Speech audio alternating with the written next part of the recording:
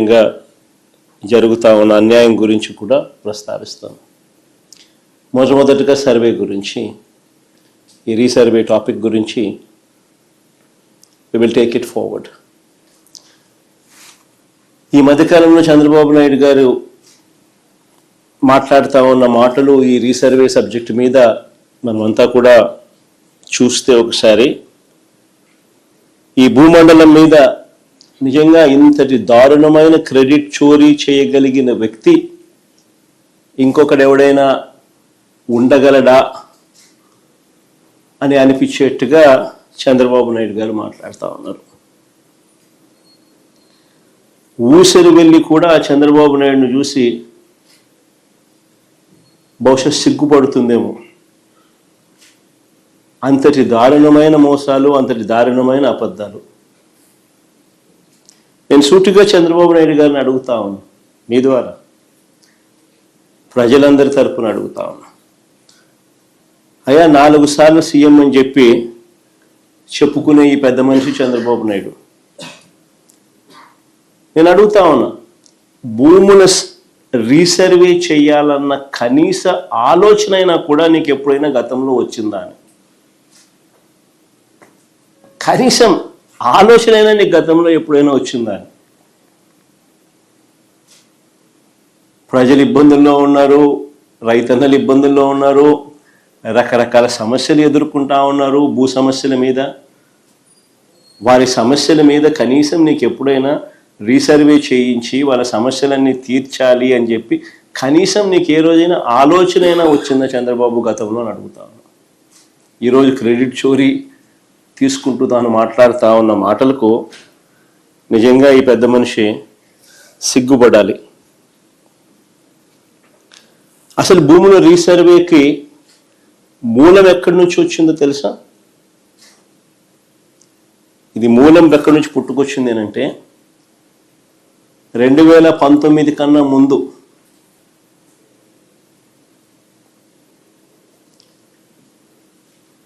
నా 3648 కిలోమీటర్లు సాగిన నా పాదయాత్రలో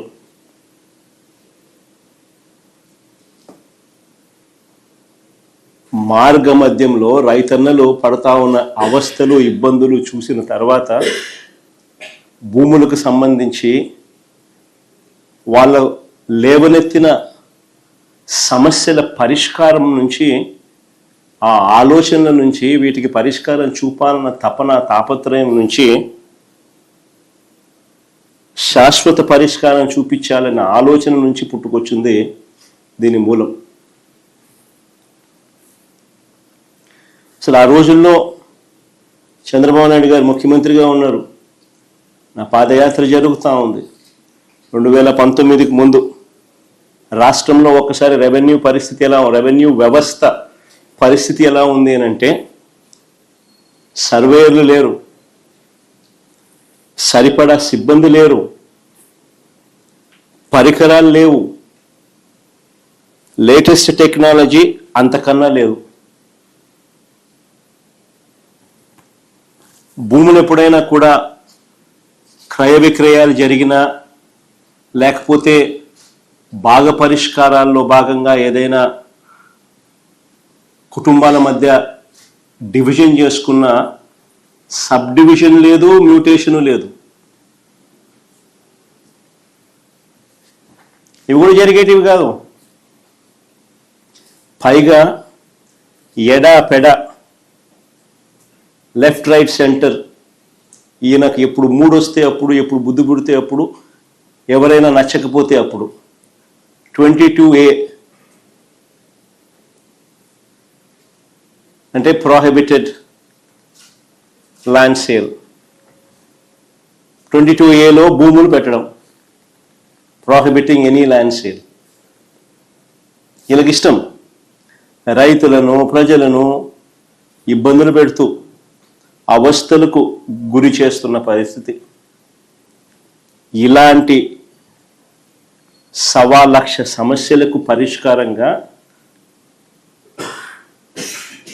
సమగ్రమైన భూ సర్వే అండ్ సమగ్రమైన ల్యాండ్ రిఫార్మ్స్. భూ సంస్కరణలు చేయాలన్న ఆలోచన వాటి నుంచి వచ్చింది.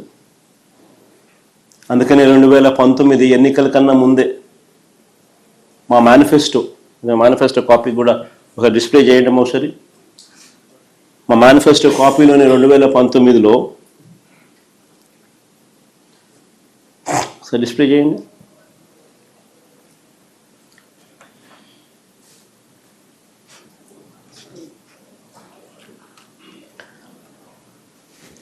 చూడండి ఒకసారి. సుపరిపాలన విషయంలో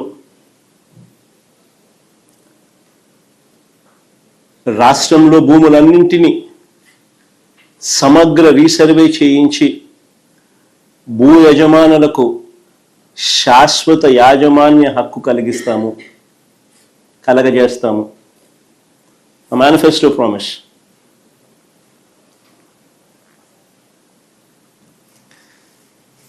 అక్కడి నుంచి పుట్టుకొచ్చింది.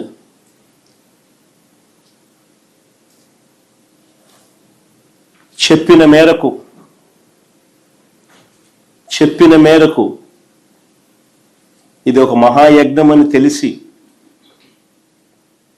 చెప్పిన మేరకు 2020 డిసెంబర్ 21వ తారీఖున